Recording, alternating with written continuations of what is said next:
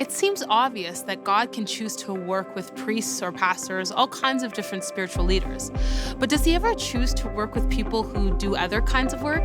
Maybe even artists? Well, in this teaching, we're going to hear from Pastor Matt a story that may help us answer that question. If this is one of the first onechurch.to videos you've checked out, we've actually got a free gift for you. You can find it at the Next Steps link just outside of this video window. All right, let's jump into the teaching. So I was on vacation with my family.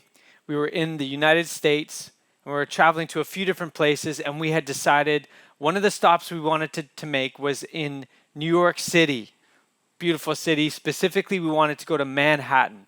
And so what's the best way to see any city if you're trying to do it real quick? It's a double-decker bus tour. You know, you can hop on, hop off. Well, to be honest, my parents booked the tour. I was 13 years old. I really didn't care for anything they were talking about. Like the architecture of the buildings, when it was built, and the construction they used and everything. At that point, as a 13-year-old, I really didn't care. I really didn't care where the celebrities were living and maybe, oh, we might see a sighting here or there. I didn't care about that. And for sure, I really didn't care which bar in New York was the inspiration for the hit sitcom Cheers. Not on my radar. Was not interested in that at all. But I did have a brother. Now my brother and I sat there, entertained each other.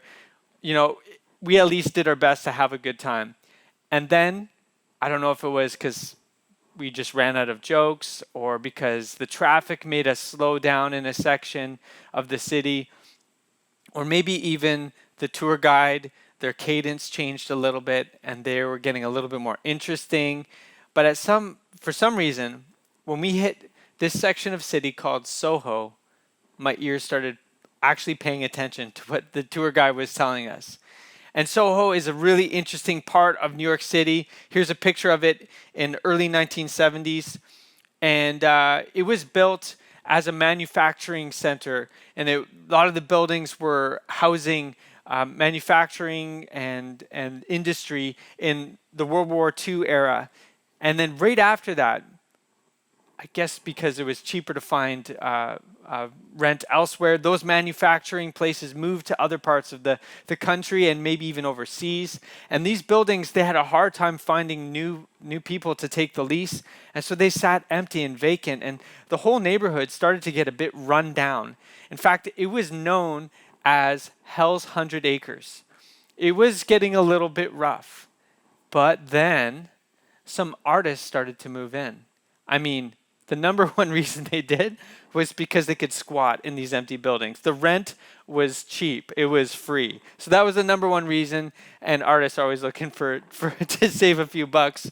And also, because they were taller buildings that were built for manufacturing, they actually had large windows which helped with natural sunlight. I mean, they didn't have to pay the electricity bill for the lighting anyway. So that helped them with a place to work and live. They were living in these lofts. And this is kind of the idea where artist lofts came from. Well, this started gaining traction. This started becoming a cultural hub. And so there was a number of artists, famous ones that moved in. Andy Warhol, the composer Philip Glass, choreographer Twyla Tharp, and even David Bowie lived in this section of the city. Instead of the armpit of Manhattan, this was becoming the cultural hub. And it started picking up steam and energy. And of course, you can kind of guess where this is going. As the property values rose, the artists were bumped out. They couldn't afford to live there anymore. And now this building is a Best Buy, and this building is Urban Outfitters. So things have changed quite a bit. But something hit me there when I was sitting on that double-decker tour bus and I was listening to this tour guide tell us about Soho. You know, I was a 13-year-old. I just started getting into music. I was just learning the drums and I was loving it. And I was just starting to get interested in the arts.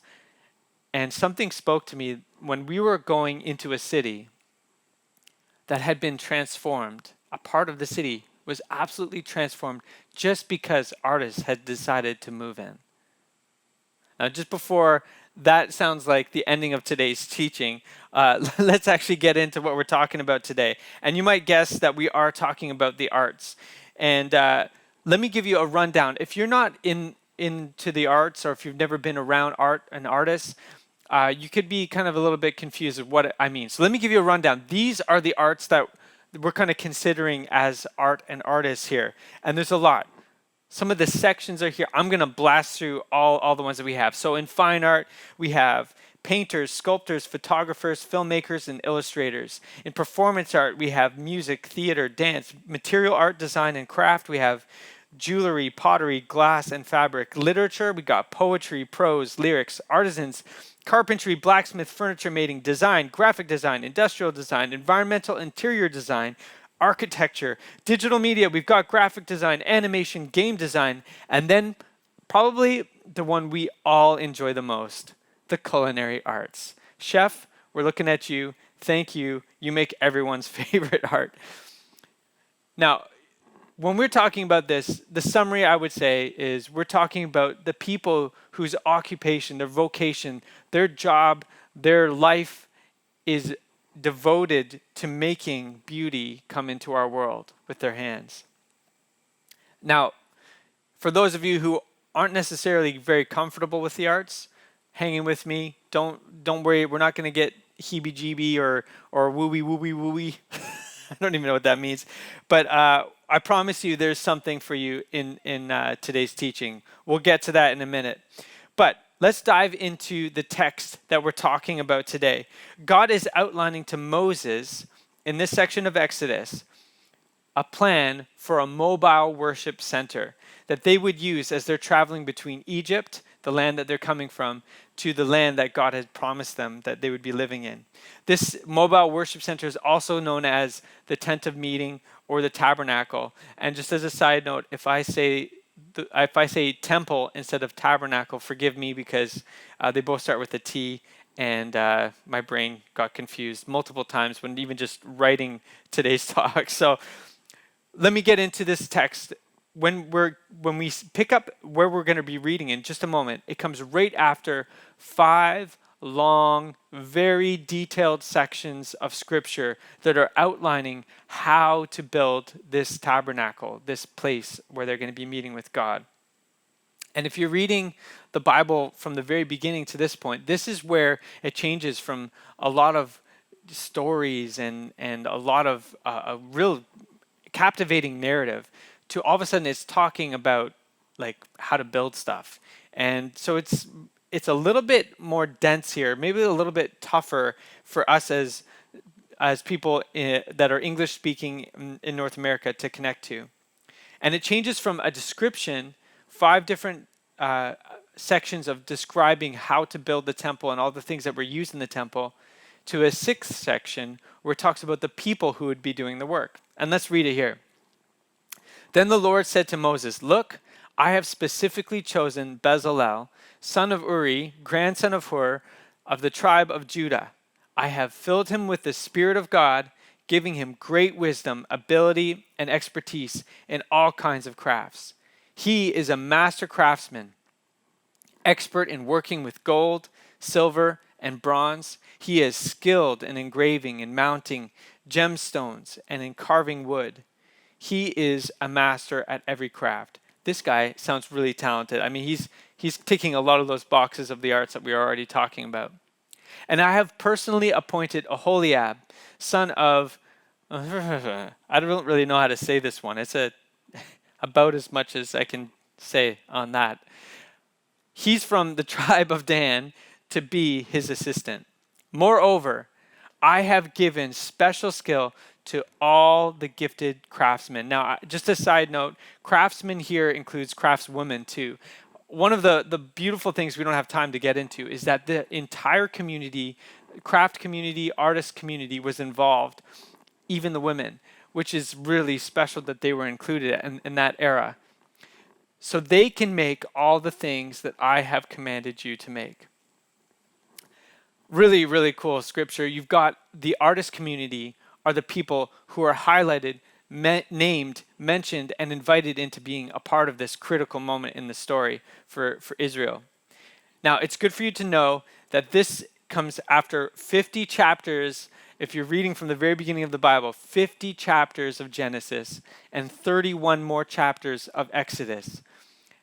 And there's already a bit of a pattern developing if you've been reading from the very beginning. And that pattern is this. God comes close to people. He invites them to be a part of what he's doing. And then they mess up. And it's actually disappointing. He invites them to be close, invites them to be part of it, and then they mess up. Time and time again. They always let him down. So when we get to this point, the pattern has been set for Bezalel and his crew.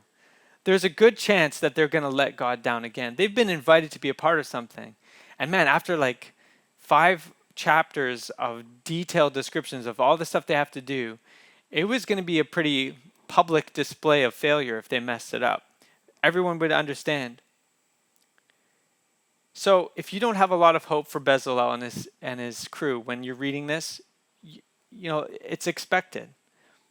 But in stark contrast to all the previous episodes, all the different stories where people let down God, the craftspeople, the artists, they actually pull it off. It's actually pretty special.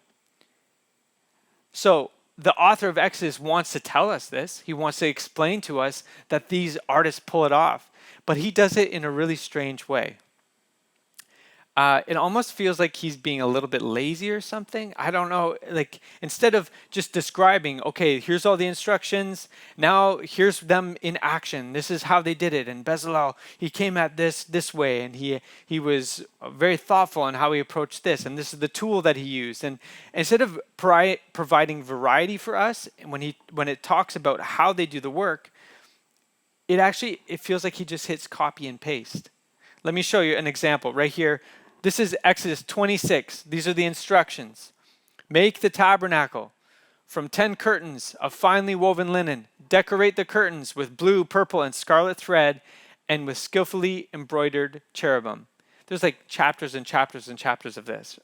So those are the instructions.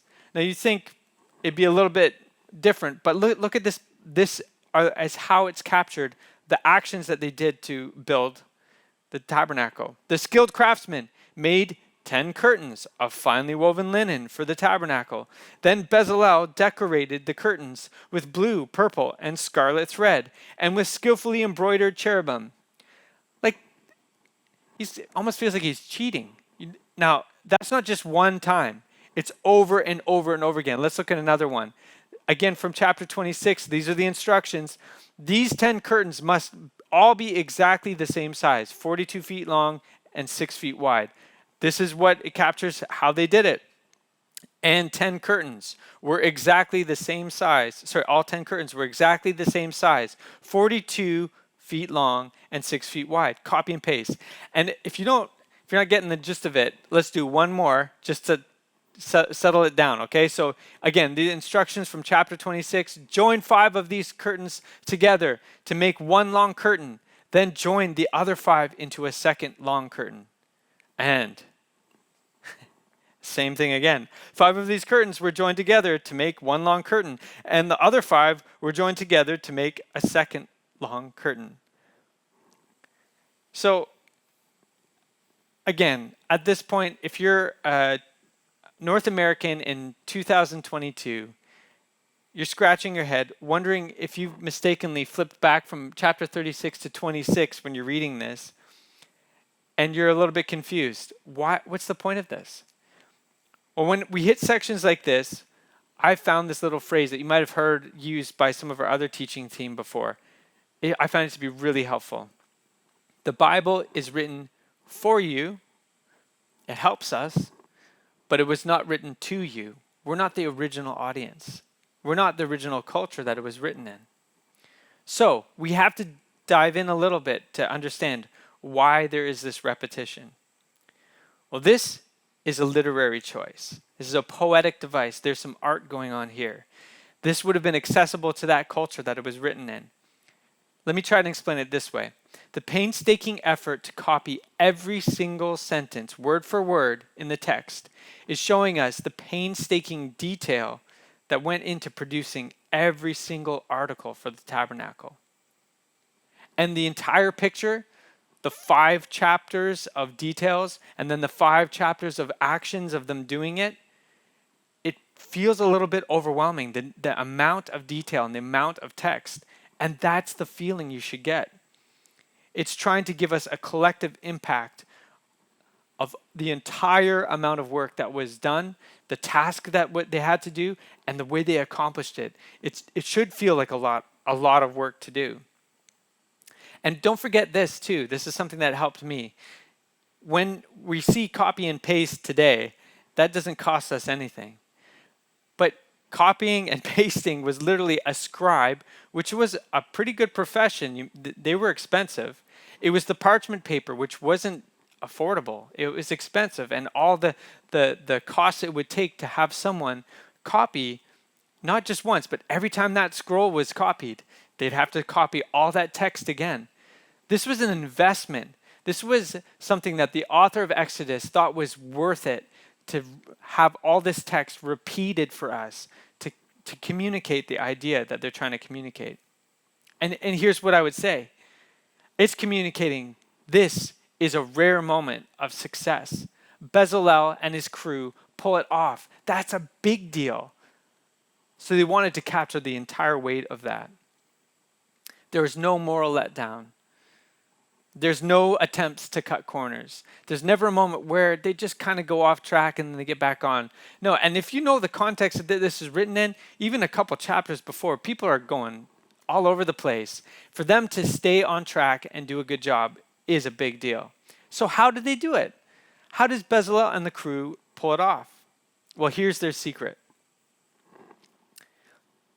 I have chosen Bezalel, son of Uri, grandson of Hur, of the tribe of Judah, and I have filled him with the Spirit of God, giving him great wisdom, ability, and expertise in all kinds of crafts. It's quite obvious for the rest of that text how skilled Bezalel is. He's got hands that are fit for the job, but he's got a heart, just like yours and just like mine, that is easily distracted or sidelined by other affections. But God has filled him with his Spirit. And that keeps him close to God, keeps him on task, keeps him focused on the mission at hand.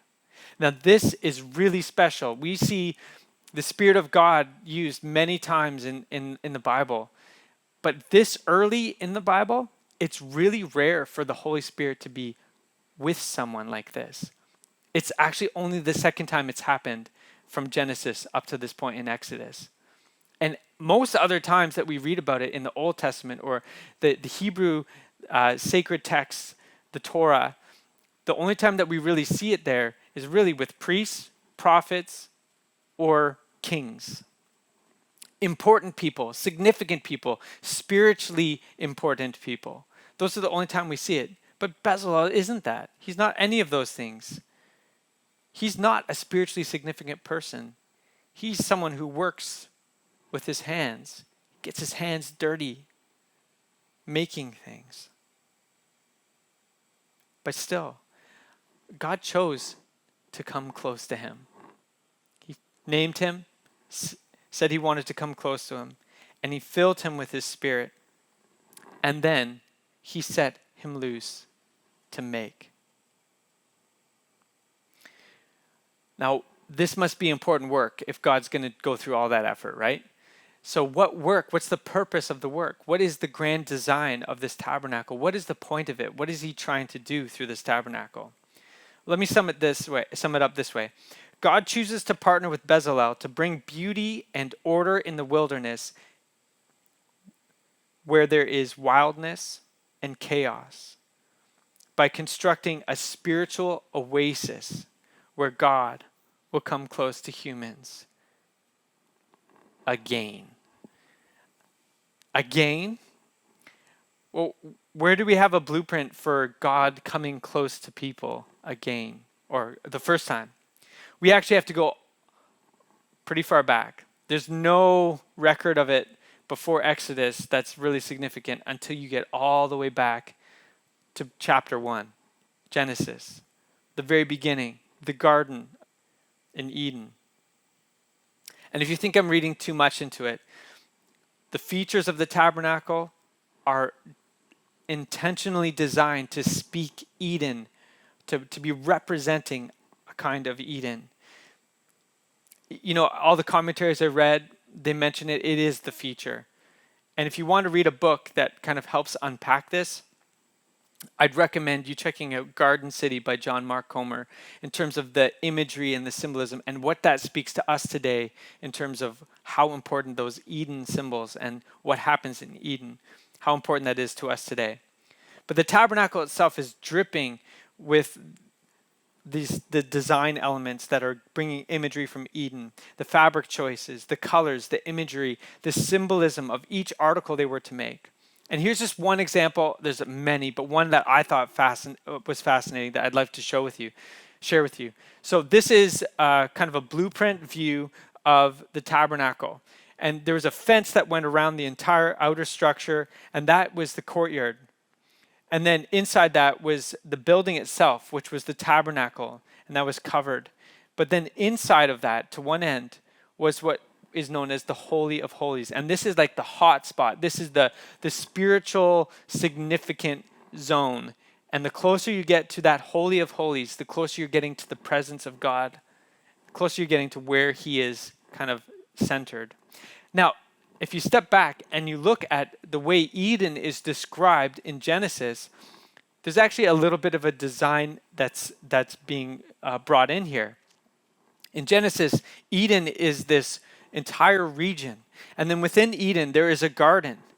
And then within the garden, there is a tree, the tree of life.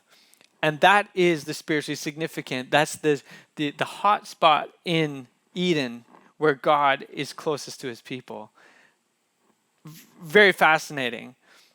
And that's not enough for the author of Exodus. He's like, you might miss it, or maybe he's just amping it up. He wants to design the actual text where he's talking to you. He wants to design it so that even the way he designs the text speaks Eden. It's fascinating. I love this. So let's use Genesis as our pattern here. In Genesis chapter 1, where God is setting up this space where he will be present with humans. Keep that in mind. Sounds like the tabernacle. The text is divided up into 7 days where God does distinct work. And each day he brings order from chaos and fills what was empty with life. And the way he does it, this is my favorite, just by speaking. Each day starts with this phrase, and God said. Man, it just speaks to the power and the majesty of God for him to be able to speak things into existence like that. Now, 6 times in the story, God says, and 6 times creation happens. 6 different days. On the 7th day, God introduces rest into the rhythm of his creation. But let's take a step back to day 6. On day 6, he fills the land with his voice. He brings creatures into existence, including humans. And the narrative later on says that he fills them with his spirit, with his breath. It's the same word. It's this Hebrew word, ruach. It's a good one to say, a hard one to say.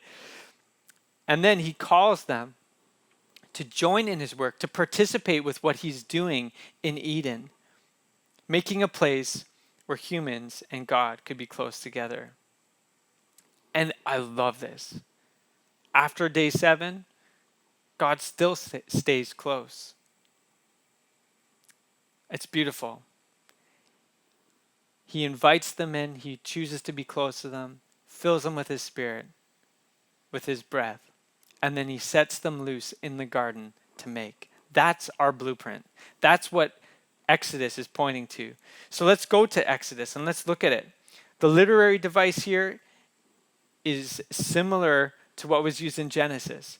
Remember I mentioned those 5 blocks of descriptions of the tabernacle and all the things that would be used to make the tabernacle?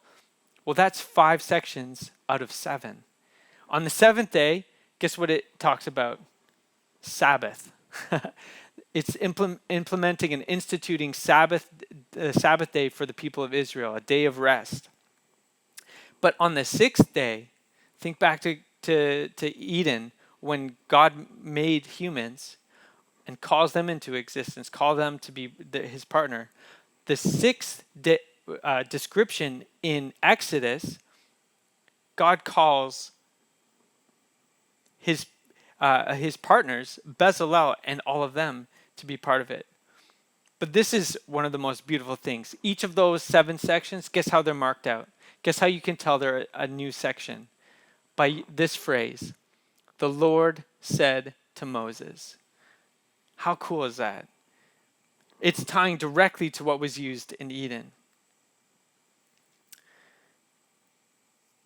So this 6th statement, going on the 6th day, you can see how it's here. The Lord said to Moses, look, I have specifically chosen Bezalel, son of Uri. The Lord said to Moses, it is tying back to the garden, tying back to Eden, saying, listen, I am choosing to be close to you. This might not be Eden we're making, but this is the closest we have been since. Just like in the garden, God calls the makers close to himself.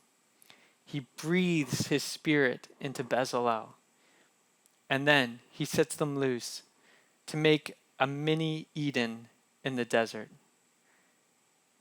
But think about this. That sets off a bit of a cycle where this mobile mini Eden in the desert, all of a sudden, when they build it, it becomes a beacon of light that invites others to come close to God. It's subtle.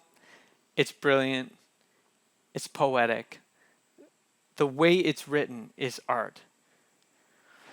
And I'm not sure if you've ever thought about this when you're reading the Bible, if you've ever had a chance to read it. It is art. It is literature. It's a book. It's actually a collection of books. It's ancient Middle Eastern sacred literature. And even if you take away the spiritual significance of the text, this is probably the most influential and profound collection of words ever. And now, how would God choose to write the Bible? How do you think it was written? Well, there might be a bit of a pattern developing here. God chooses partners and he comes close to them. He empowers them with his Holy Spirit. And then he sets them loose to write these texts. And then what happens? Once those texts are written, what do? They call us to be close to God. This is God's chosen method of revealing himself. This is the pattern. God chooses to be close to people. He fills them with his Spirit. He sets them loose on the earth to make. And then what we make? Well, hopefully it calls people to see a God that wants to be close to them. So what about you and me? Well, if you're an artist, let me talk to you for a second. I hope this is a healthy moment for you to feel seen. I know artists aren't always highlighted like this. And artists, artisans in the craft community aren't just supporting actors in the text in the Bible often. They're supporting characters often in our culture today. In our context in Toronto, they're quietly working in the background, making our city more beautiful, more livable, more human. And they often are just going unseen in the background to make it. So can I speak to you, artists, for a second? I want to say on behalf, if you're part of our church family, thank you. When you partner with our Creator to create, you are carrying his value of bringing beauty and meaning to our lives. You remind us that we are humans, not just creatures. You are helping us slow down, be patient, and stay curious. You are teaching us to live in wonder. You are a created being that is creating things that points us to our Creator. Now, church family, if you're a guest, if you're not part of the onechurch.to family, give me a moment to talk to our church family here. Can we commit to making this church family a place where artists can show up as artists? I know artists can be unique. Sometimes they're a little bit confusing. But here's something about artists. They're just as broken as you and me. They're not more broken than anybody. But they wear it on their sleeves a little bit better than we do. In fact, some of them can't help. They can't hide it. And when they wear it on their sleeves, it actually helps give a voice to many things that we're feeling or we're experiencing. We benefit from that. But when their work is done in a God-honoring way, there's room for it to be healthy, moving, and honest. That sometimes makes us uncomfortable, but that's not always bad, is it? So can we make this a place for artists to be artisty? Can we do that? Then we can watch them create as our Creator calls them close to Himself, empowers them with His Spirit, and then sets them loose to make. I want to take a moment as our church family to commission the artists in our community, if you let me. Artists, receive this. This is for you right now. God has chosen to be close to you, just like He chose to be close to Bezalel. He has filled you with His Spirit in wisdom and understanding and knowledge to do the task. To work with paint and canvas, melody and harmony, clay and glaze, with your movements, with your voice, with your actions, with your writing, with your hands. And He has set you loose on the earth, so go and create alongside your Creator. Okay, that's the artist. What about the rest of us? Well, let's just acknowledge something. We're all on a spectrum of art interest here. You have the patrons of the arts, people who are supporting financially and purchasing and everything for the artist. You have art aficionados, people who love experiencing art. You have people who are maybe art indifferent, and then way on the other end, you have people who are maybe a little bit art phobic. But you probably know it, even if you're art phobic, you know it already. God has wired you to enjoy creativity. We all thrive on it when we experience it, but different things resonate with different people, different colors, different tones. We all need more than just information and data to be a fully alive human being. Think of your interactions with the original artist and his work in creation. The song of a bird. That bird is not just transmitting information to another bird. The reflection of a sunset on a still lake. Here in Ontario, we get to enjoy a lot of that. The smell of a blooming flower opening at dusk. I experienced that just a couple weeks ago. There are moments everywhere where creation is giving testimony to its Creator. So can I encourage you, maybe even this week, take steps, open your awareness.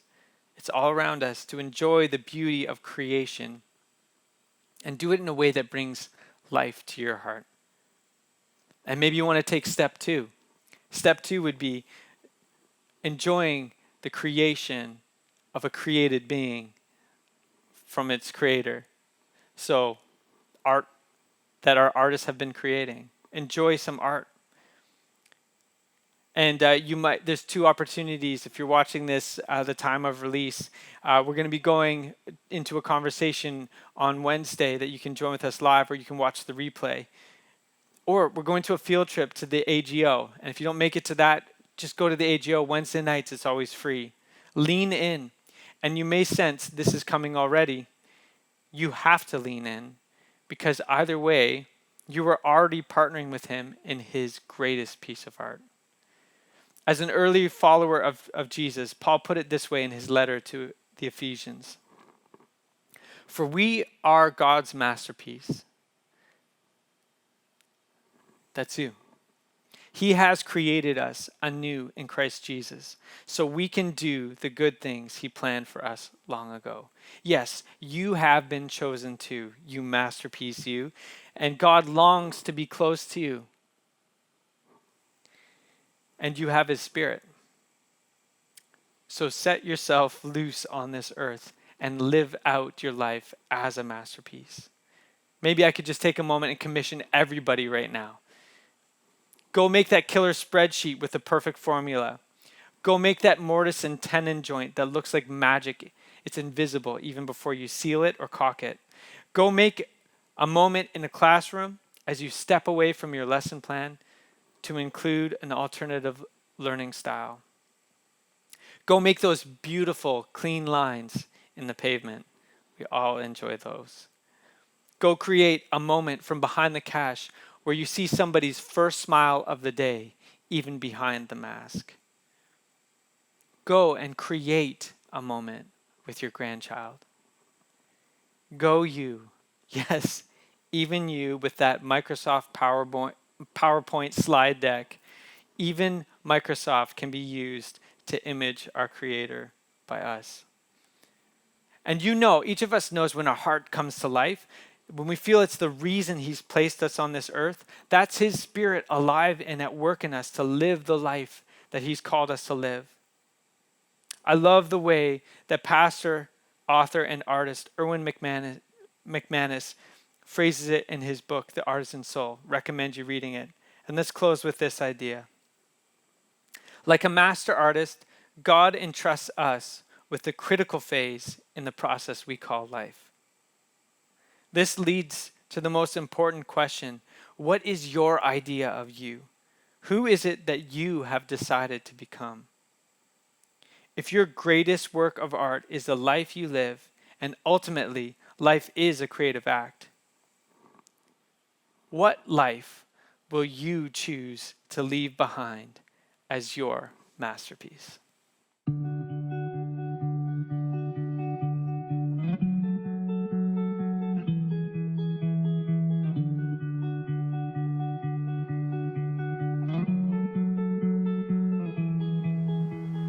God of creation, there at the start, before the beginning of time.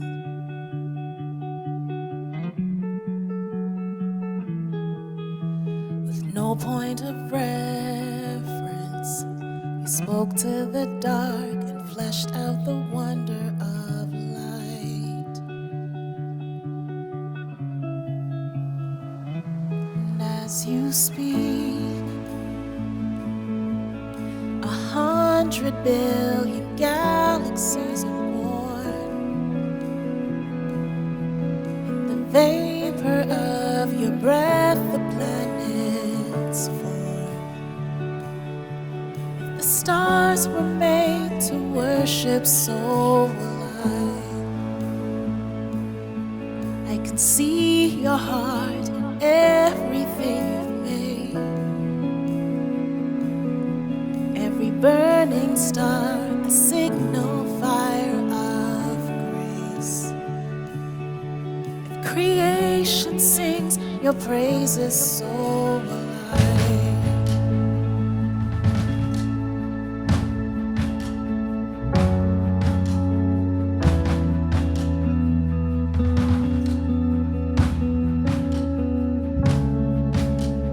God of your promise, don't speak in vain, no syllable empty or void.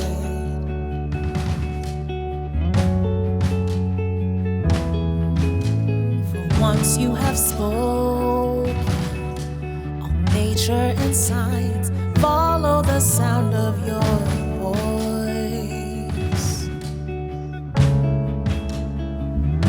And as you speak, 100 billion creatures catch your breath, evolving in pursuit of what you said. If it all reveals your nature so alive, I can see say. Every painted sky, the canvas of your grace. Creation still obeys you, so will I.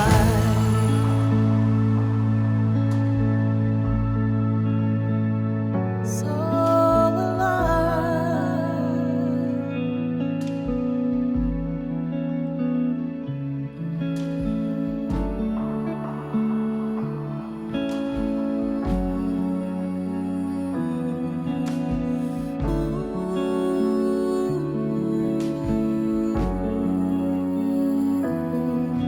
the stars were made to worship, so will I.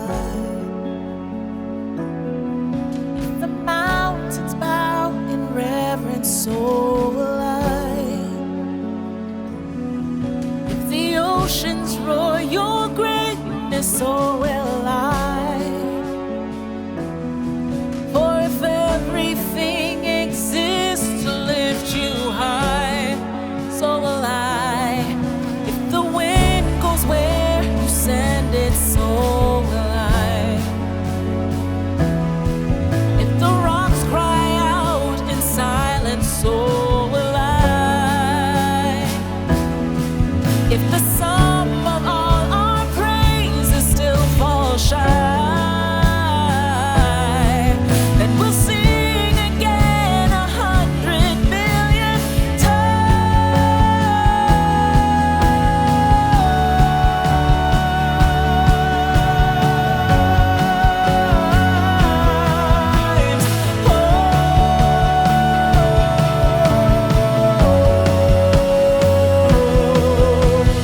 God of salvation, chase down my heart from all of my failure and pride.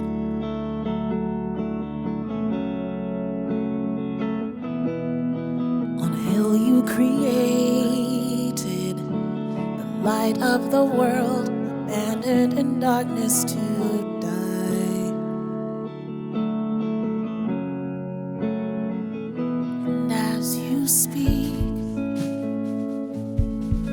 100 billion failures disappear. Where you lost your life so I could find it here.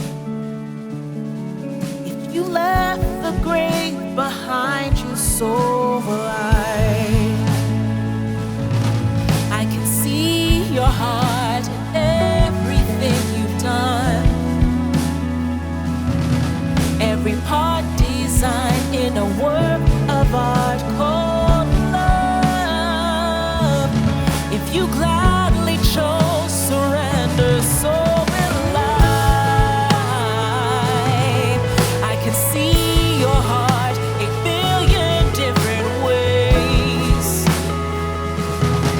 Every precious one, a child you died to save. If you gave your life to love them, so will I. Like you would again 100 billion times. For what measure could amount to your desire?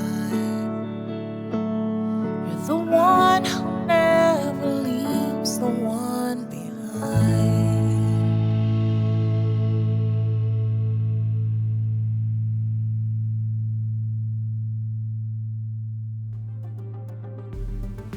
Well, what a question to close with. What life will you choose to leave behind as your masterpiece? It's kind of a question that you want to keep asking yourself. If you're interested in defining that for yourself, we'd invite you to keep journeying with us. The way we see it, videos like this one are part of an ongoing conversation. And along that journey, it's our sincere hope that you'll join us in our mission to know God, love people, and impact our city. If you want to know more about onechurch.to, our team has put together some next steps links right outside of this page to help you connect with us. Feel free to share this video if you find it helpful, and for more teaching videos and other content from onechurch.to, hit subscribe. Thanks for watching.